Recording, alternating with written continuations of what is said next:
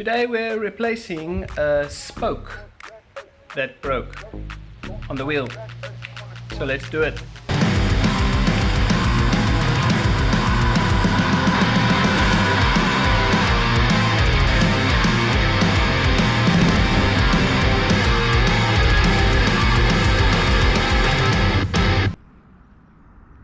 Here you can see the nipple is still present, and there's a big hole in the wheel where there used to be a spoke. So because we have the nipple present and it didn't go into the rim where you would have the rim tape on the inside for a tubeless setup, you might be lucky enough to put in a new spoke and then just use the existing nipple and just thread it onto the spoke after you put it in. We're going to investigate and see if that's going to be possible. Otherwise, if that's not possible, you need to remove the tire from the rim, remove the rim tape, and then get access to the nipple from the inside. So hopefully we don't need to do that. And if we don't have to do that, this is a quick fix for anybody else watching the video who has the same exact problem. It is important to note the orientation of the spokes inside the wheel already. That would give you an idea of how you need to put the spoke back in.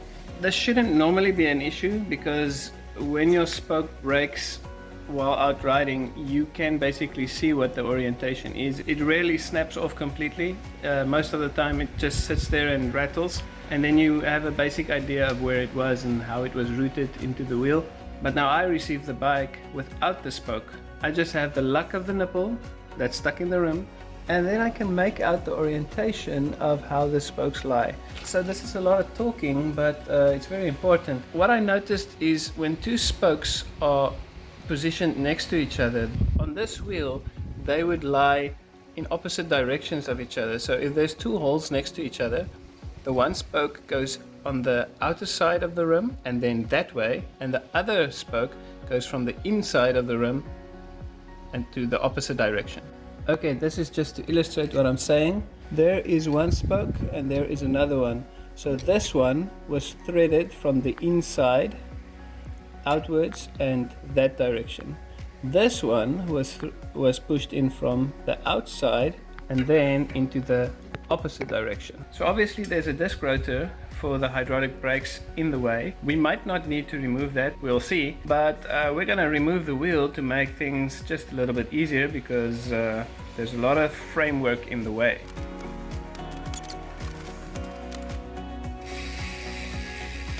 Because the hole is right over there, there's a gap here in the rotor, so you can push it in from this side, but as you can see, we've got a cassette in the way. So it looks like we're gonna have to remove the cassette. Let's do that quickly.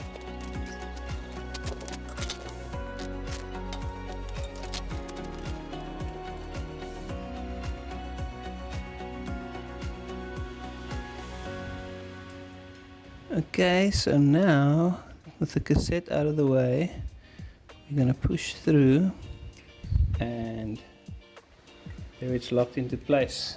But now you can see that it's too long and there's no way for me to get it to where the nipple is without either removing spokes or putting a little bend in the spoke.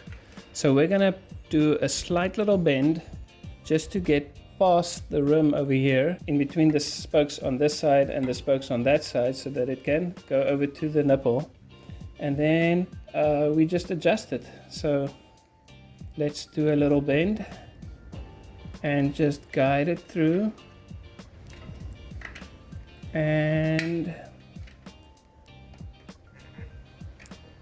there we go. As you can see, there is no real bend in the spoke, so all we need to do now is to get that spoke right over there and then thread the nipple onto the spoke. Something that I like to do before tackling this situation is I've got the nipple that came with the spoke, so if you put that on, you basically have an idea of which way you need to turn the nipple to let it catch thread onto the spoke.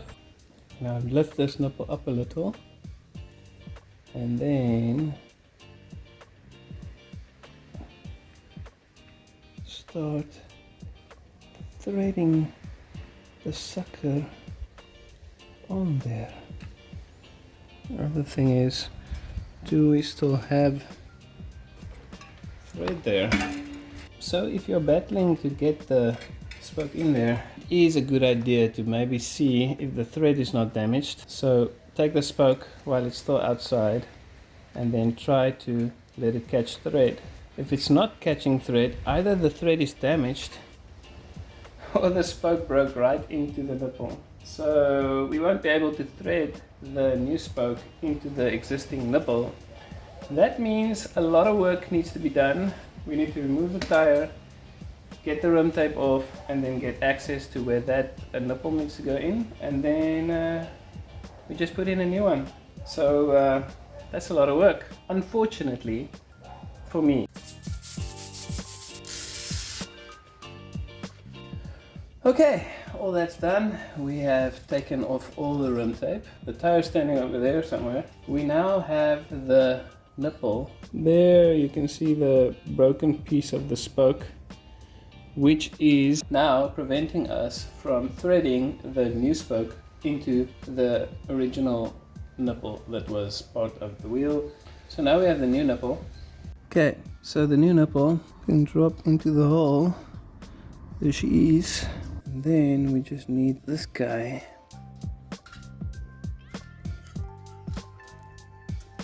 The thread in there. Okay, so now I'm gonna start using my spoke tool. By pressing down on the spoke, I can grab it with the spoke wrench, just get the right size, and then we start screwing it on there. You can see my new spoke, it's got a little bit more flex in it. We will just tighten it a little more. We have it in there, this one, and now it's time to put everything back together again. Rim tape, a valve, put on the tire, fill it up with sealant, get some air in the tire, and then put the cassette back on as well, and then put the wheel back in.